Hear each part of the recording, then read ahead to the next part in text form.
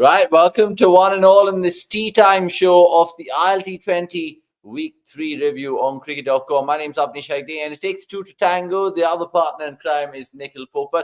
Nikhil, we've dressed pretty much in the New Zealand theme. You've gone for the old retro kit. I'm wearing the actual kit. Is there an element to the ILT20 and Kiwis this week?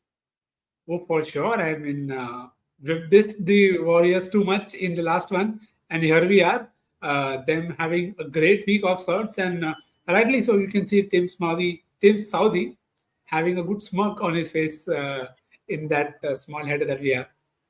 Absolutely. One of the moments of this week came from Adam Milne. I would think the ball of the week, probably, in terms of casting.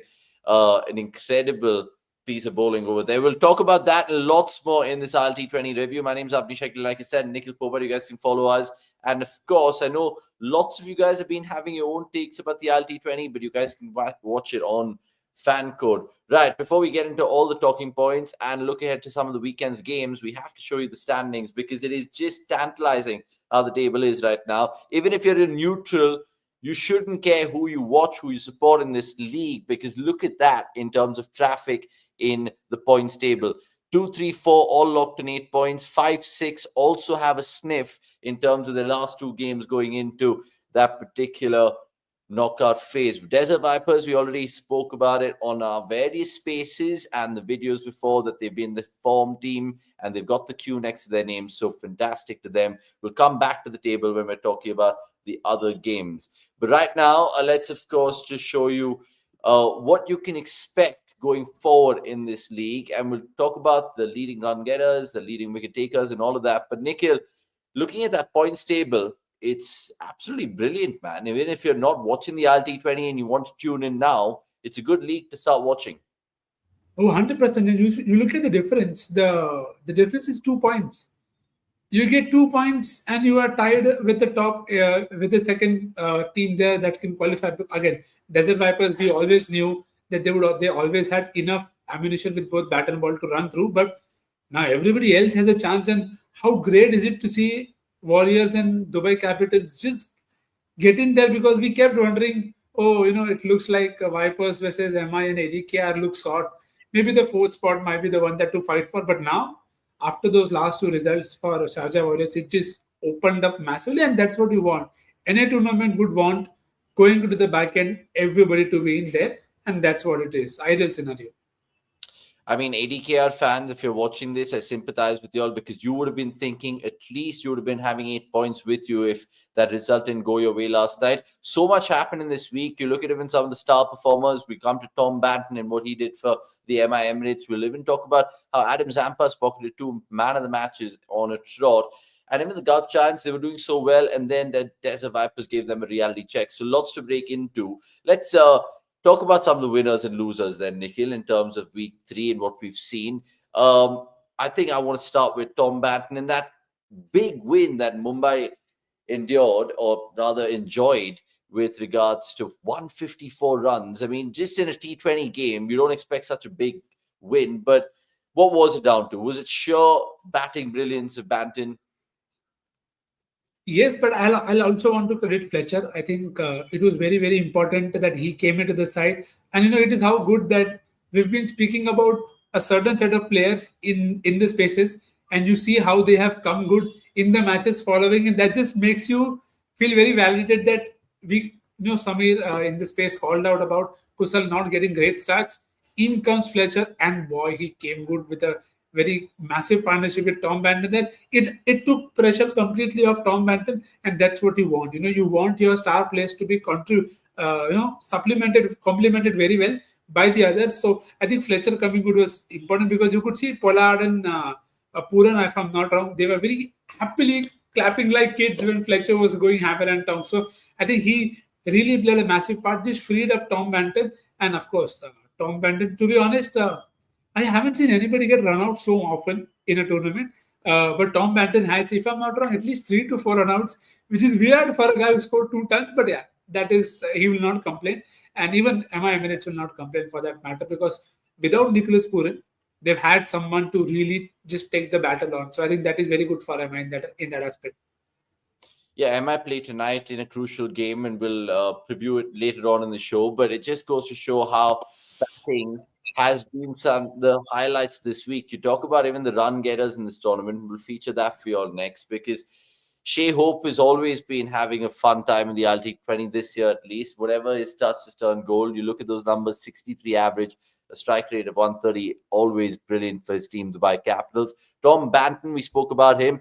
200s, like Nikhil mentioned. So that's, of course, put him 10 runs behind first place, Shea Hope. Johnson Charles will come too, but I think he's hit the most sixes in the tournament.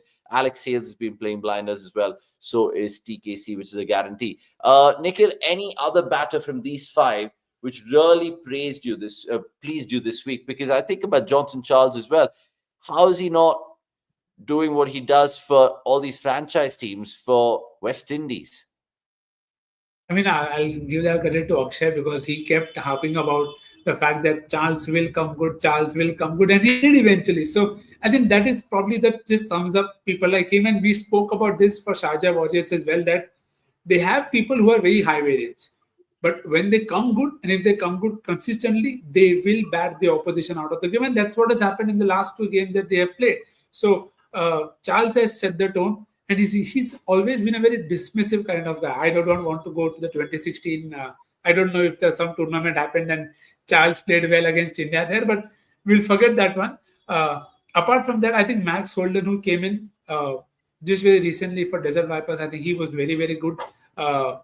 It's not easy to just come in and get going. So I'll credit him. Apart from that, I think everybody has chipped in a bit here and there. Tom Curran, we spoke about him having a good time with the ball, and he's come good with the bat as well. Hit his own brother for 16 runs in an over. So that is good rivalry building there.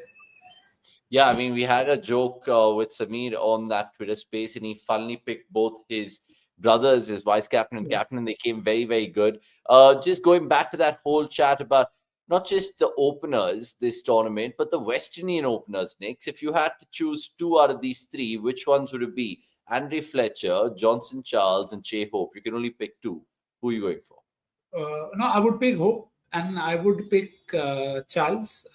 Fletcher would again be the guy who can come in if one of them doesn't come up, because again Hope has been very, very good. And again, you expect some mean reversion. You can't just keep going at the way Shai Hope was going, because again opponents are also here to play. So I would pick Hope and Johnson Charles for his beginning. If he comes good, he'll set the tone for you. So yeah, those would be my two picks. Yeah, people would probably even say Kyle Mayers, but he's not having the richest of forms in this year's ILT20. At the start of the week, we saw even Gulbuddin Naib continue his form. So I'm just trying to take the conversation to the big hitters this week. And we can talk about various subtleties in the game. It doesn't have to just be batters. Even the spin of Adam Zampa. I mean, your 2 for 28 sometimes goes under the radar, but it does you so good in the game, right? It's a thankless job, to be very honest, because you go for 221 for one and people like take a one, but do that 1 for 20 most important, because you are most likely at times taking the big wickets out. If you look back at the last game, they were going well before Chase was dismissed by Zampa. Then Zampa came back on to dismiss Kyle Mayers as well. So he then also got Andre Russell. So what else would you want from your premier spinner? So even Hassananga, for that matter, I think has been really good. And again, we spoke about this in the previous live as well, that once the deck starts to slow, you will see the likes of Hassananga, Adam Zampa come into the game a lot more, and we are seeing that very rightly so. Fair. We'll take some of the comments in a bit, but appreciate everyone joining us on Twitter, YouTube. I know ILT20 for most of y'all, I should say, is not your cup of tea, but watch it on FANCODE. It is honestly building up to the business end of the season, so you don't want to miss out. Now, Nikhil touched upon some of the bowlers there, and let's just reflect the wicket takers next for y'all, because we showed you the run scorers, wicket takers in this tournament. Remember, they all stand a chance to win a belt, which will also show you what we mean. But here we go. Faruqi has been doing incredible things just generally, so he's there still. There's Joseph Holder, and someone that Somesh constantly keeps mentioning off late, bless him, was Rabani. He's been just, again, phenomenal with the ball, taking 3 furs and whatnot. Hassananga is pretty much the pick of the spinners, even though we mentioned Zampa right now. Any of those bowlers do you feel would probably really start in their IPL teams? I mean, Faruqi is in good form, Nikhil. Joseph Holder, Muzarbani, and Hasaranga obviously are not in the IPL sketch so far. So essentially, from this ILT20, can you gather anything, any more evidence? I think you can start with a few. Now it depends entirely on what combination teams want to go. Again, Hasaranga and Faruqi are probably playing for the same side, so you can't possibly play both of them at most times, but you could still play one of them. So that is something that you'll have to look out for.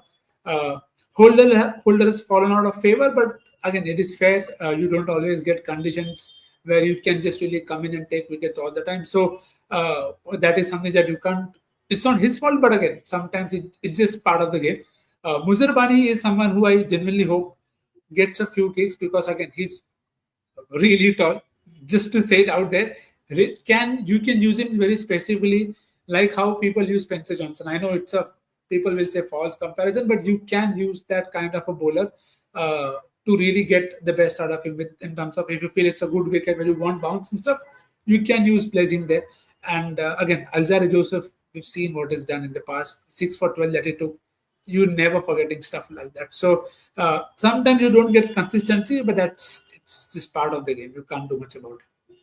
It is just part of the game. Shout out to Sandeep M, who's joined us on Twitter and, of course, YouTube. Subscribe also if you're new. For wasting, saying Akash came in mind when Charles came good. I mean, however you perceive all these knocks or spells in the ILT20, tell us. I mean, we'd love to get interactive as much as possible with you all. Right. Speaking of all those bowlers, one bowler stood out, and I think our writer Akash had a good feature piece on him, which I think I'll try to share to you all right now in terms of some numbers from that article. I think this was last week he put out, so you guys should follow us. We have our app and our website. So these are some of the numbers, Nikhil, in terms of Fazalhaq Faruqi ruling the roost, so to speak, since 2023 and what he's done by average. And he's right up there. And you're talking about some of the other good T20 bowlers going around in terms of form. Patirana, your boy from CSK. There's Abbas Afridi. There's Sean Abbott. I think there's Jamal Mills. So average-wise, and even if you look at economy, he's not doing too shoddy a job. He's leading the pack and for the right reasons. When he started at times, you always felt with Fazal that, he's not bowling as per the required surface, but you can't expect the bowler to do everything. They can't be perfect. So they get better with time. I think that is something that Fazal is really getting better at in terms of adapting to different kind of surfaces. So I would be really interested if Fazal becomes the new trend ball for the world, where he gets a lot of gigs around the world for his new ball bowling and backhand surfaces, because he's developed a good knuckle ball, a good slower one as well, which we've seen enough of it in the ILT20 itself. And for Pathiran, I'll rather not speak much. I don't know who's playing instead of him in the league that is running simultaneously. But yeah, let's just forget about Pathiran for now. Okay, fair enough. More stuff that you guys can check out on cricket.com's website, like those numbers. But there's also, I think, written pieces which sum up the week. If you guys have missed it, I think last week we had this in terms of covering everything on and off the field. The Pollard nutmeg, there's the brain fade moment from Karan. So things that you must have missed from the ILT20, go check that out, because we will have week 3 coming out and being published shortly in this regard. Right, time to talk about other things which has caught our eye, which we'll get to. But we have to, of course, talk about the games, especially on the weekend. And I just want to preview it with Nikhil right now, because even if you talk about tonight's game, Nikhil, Gulf Giants versus MI Emirates, Gulf Giants did really well to pull things back. Then they lost that game against Vipers.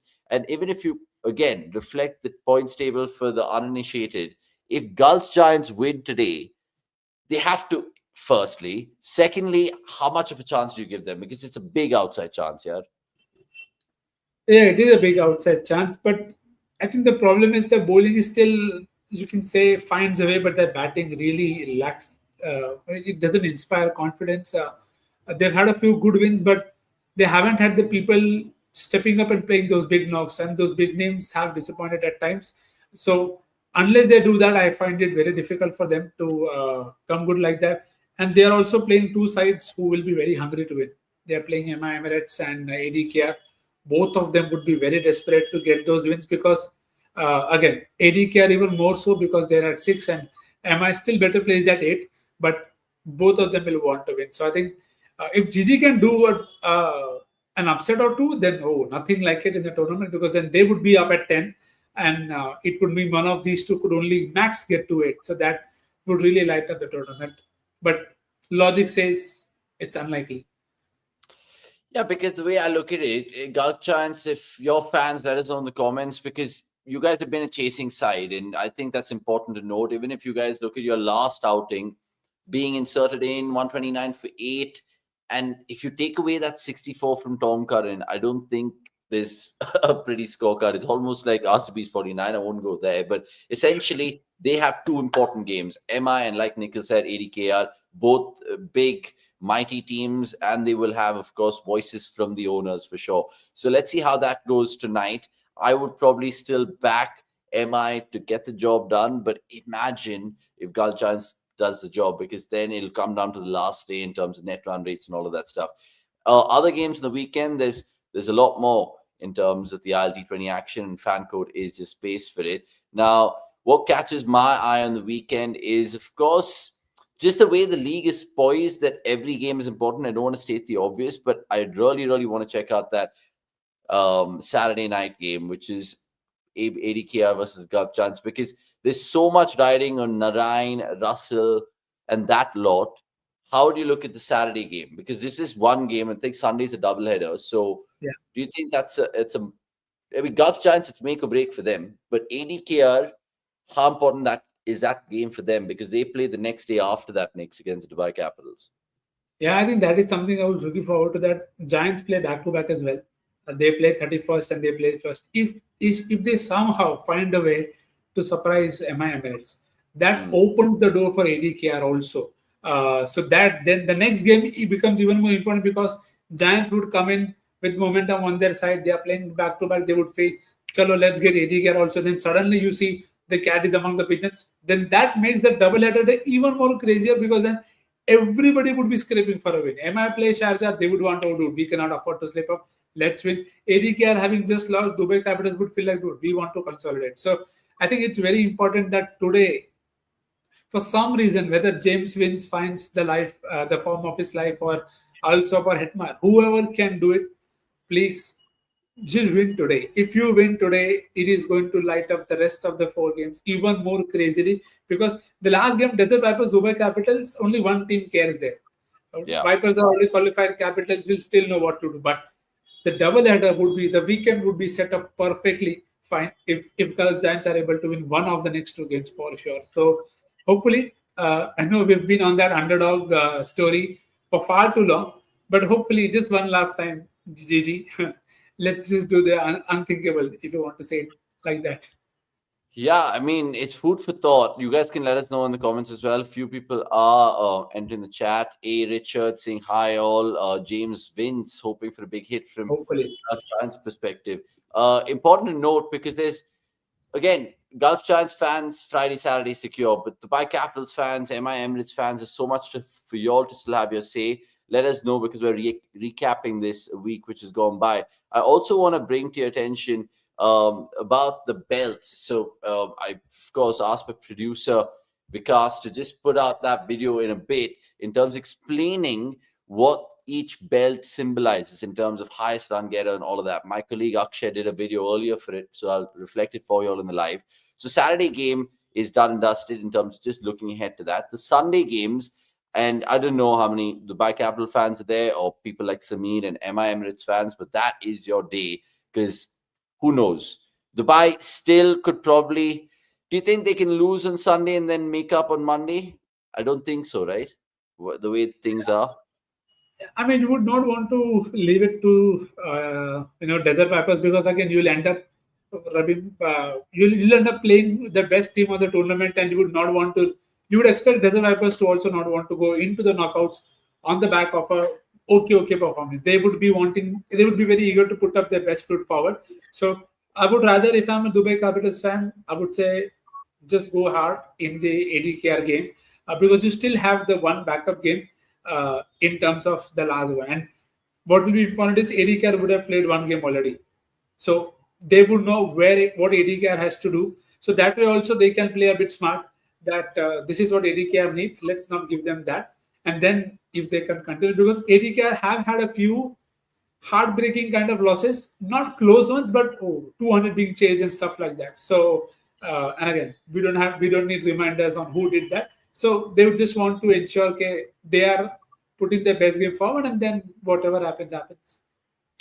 Yeah, ADK rely heavily on that West Indies quartet. If you look at it from the spine, with Kyle Mayers, there's Roston Chase through the middle, then there's Holder, and then of course, even if you look at Narayan and Russell, the big boys, it's mad. So Dubai Capitals, I always make that mistake, pretty much like muting myself. But Dubai Capitals fans, if you're looking at your team this week, you probably hope to see maybe Billings enter that starting 11, maybe Warner. If everything goes well, it's wishful thinking again, but who knows? It could be just a surprise for all your ILT20 fans. The night game is, of course, the Dubai Capitals taking on the ADKR, but the day game, MI Emirates, Sharjah Warriors. I just want to talk about Sharjah Warriors next, because they, of course, do they have life at the end of the tunnel here? Because even if you look at the standings right now, they're third, but they have that one game. So how much is that going to impact them? Because that's do or die. Yeah, but then I mean, if I'm Sharjah Warriors, I would always take this positively. I mean, languishing somewhere at the bottom, not sure where they would go, and for them to find this new lease of life, thanks to the power pack top order coming good, you would always take it. And again, they will have their struggles at times, because we've discussed how MI Emirates have the bowling that can trouble any lineup in the world. So if TKC and Charles can just play off the new ball well, then I think they would really set this up really, really well, because again, the batting for Sharjah Warriors depends very, very heavily on that top two in TKC and Johnson Charles. So yes, there is Seifert, there is Jason Roy, but if Fazalhaq and Alzari now all they don't dismiss those two, then I think Sharjah Warriors would be very happy. But and again, it depends if they are chasing also. If they are batting first, I think the pressure would be on Sharjah Warriors, because they would be like, let's get on with the game, let's get a score. But if they are bowling first, and if you have now Milne has gone for runs, but he's still taken wickets. So I think Milne would say, Saudi would say, you go give 50, take 4. But if that happens, I think Sharjah Warriors would be happy again, assuming that they're chasing something like a 120, 130, because in that puts entire pressure on MI Emirates that way. So again, we've seen teams win chasing here, and again, not surprised by that pattern as well. So I think that is what Sharjah would want to emulate. That let's bowl first and get Tom Banton and others to play high risk shots early. If we get them for a low score, then they have a massive chance. Yeah, because it comes down to that, right? Essentially, out of the 6 teams, who will qualify? And right now, my money is the way it stands. So sorry, ADKR fans. Sorry, Gulf Giants. I think you played catch-up cricket enough, and I feel like these 4 fitting right now could be the 4. I don't know what Nikhil feels. Nick, do you feel like those 4 will qualify the way it stands right now? Yeah, I think Emirates still have a game in hand, so I think that will help them go through. Same is what I feel with Dubai Capitals.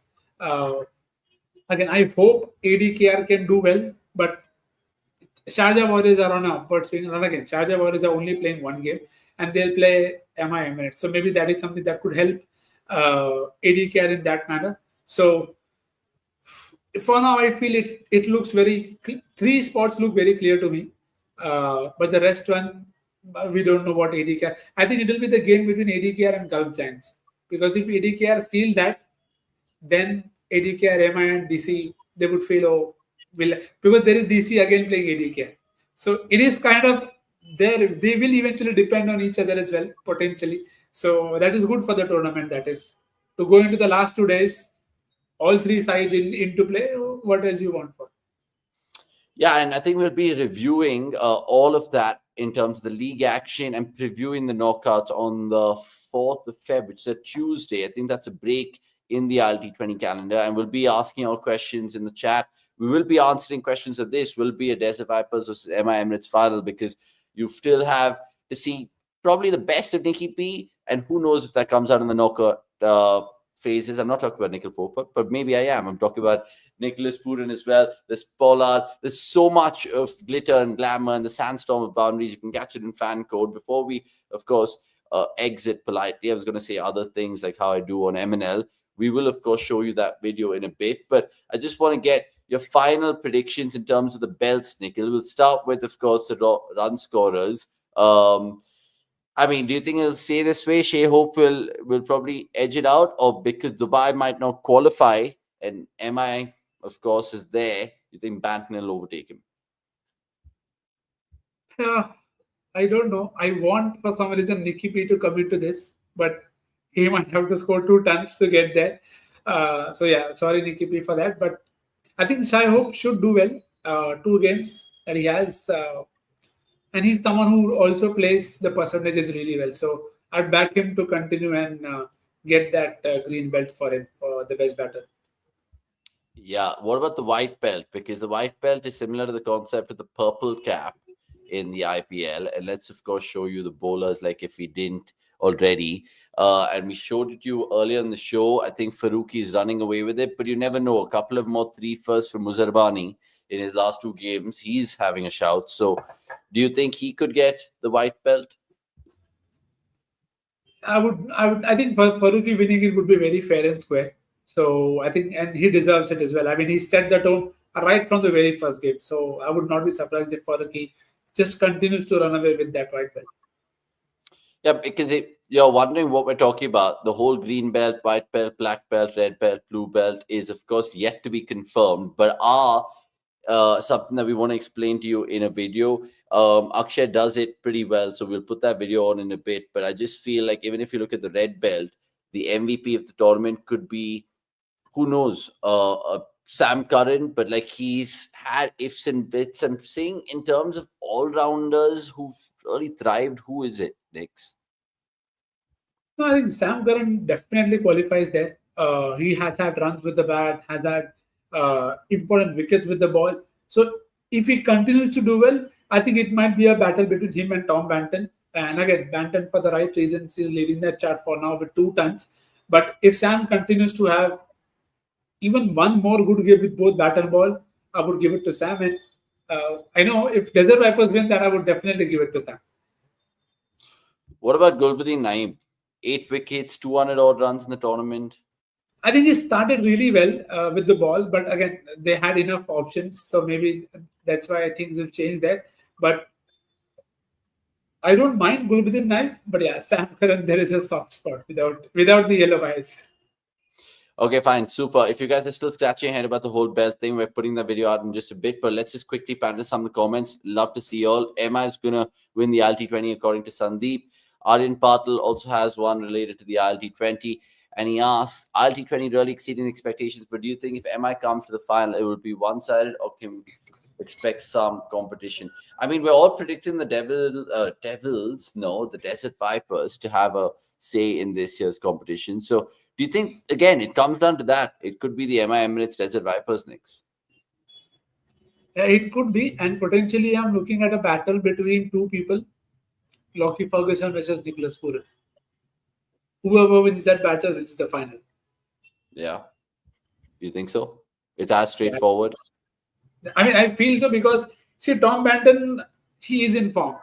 But in the final, again, I understand Tom will be always confident that, he's had a great run of form, would want to continue it.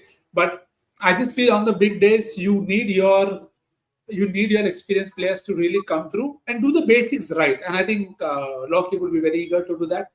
And I also expect Nicky P to be very eager to do that. And they've had a matchup. Pooran has been dismissed by Lockie in this tournament itself. And so can't wait for that Thunderbolts to fire again. Yeah, let's see. I mean, A. Richards also kind of asking the similar thing. Can Tom Banton hit a ton to move on to the playoffs? I mean, he's got 2. If he makes it 3, it'll be a sensational season for him in the ILT20. And of course, streaming live right now on FANCODE. Aryan Patil saying Faruqi factor will play the most part. Again, Faruqi has just been phenomenal, so don't count him out. He probably is saving his best for the last part of this tournament. We're nearly done and dusted in this ILT20 Week 3 review on cricket.com. But like I said, we have one more video to show you. And Nikhil and me will understand this belt system with you guys more if our producer can just play it out. How about that? Because over to you. Just going to wait patiently. I'm sure he has it somewhere. He just told me it's uploaded. Has he uploaded it? Some issue, I Processing. guess. He's processing it. Okay, point is, even if it doesn't kind of come through on time, because we have, of course, few things to cater to in terms of the interest of time, you guys can go check it out in terms of all our shorter content and generally educate yourselves about the game and have fun as well. Should we just end the show, or should we just in Vikas in terms of uploading it? He's saying it's getting uploading it again. No, no, no, no, We'll give no. him time. Don't worry. We are here. If you have any queries for the ILT20, we are free to talk. Maybe we can discuss the game today and potential options that people can try. Yeah, I mean, fantasy wise, I think you're still milking it in this tournament. So, what's your tip today? Because I don't think we're doing the space on Twitter, so we'd rather have the fantasy choices today. If you guys are watching it, if you have any sort of interest in that side of the game, who would I go for? I'm just trying to think. Would I probably still go for James Wins and just have a captain's innings from the front, or would I go somewhere else? What are you thinking today? I'm honestly torn between Faruqi and Banton. Not someone who really, I mean, I would love to back batters, but again, they are very high risk. So me, I usually tend to go with all-rounders. So you have Mark Curran, you have Tom Curran. Especially if Gigi bowled first, I would be very tempted to pick Tom Curran because again, you're getting value with both bat and ball, and he's been one of their better batters, and you know he will get to bat. So in that aspect, I feel Tom Curran could be a very good pick. You have Mark Curran for sure, who can be a safer option. With Tom Banton, I'm sure many people will come with that option. So I think common options are these three: Tom Banton, Fazalhaq Farooqi, and Mark Curran. But Tom Curran, if you feel Andy Fletcher would have another great grade, then you can go ahead and take that risk as well.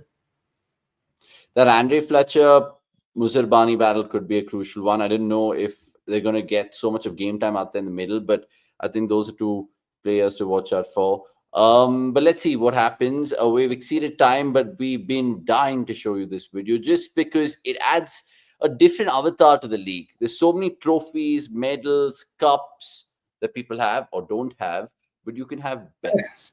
We've seen NBA championship rings, IPL caps, and even Olympics medals. But have you ever heard of belts as a form of award? Well, enter the ILT20. In the ever-evolving world of franchise cricket, the UAE-based league wanted to come up with something unique to capture the imagination of viewers. Similar to what we've seen in the WWE, they're also manufactured by the firm behind the popular WWE phenomena, Wildcat belts. There are 5 kinds of belts that are awarded at the end of the tournament. The green belt goes to the highest run scorer, white to the highest wicket taker, black to the owner of the champion side, while the red belt goes to the MVP of the tournament.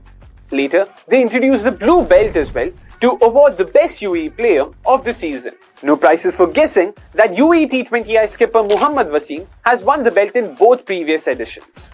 Let us know in the comment section if you've come across any such unique awards in the world of sport.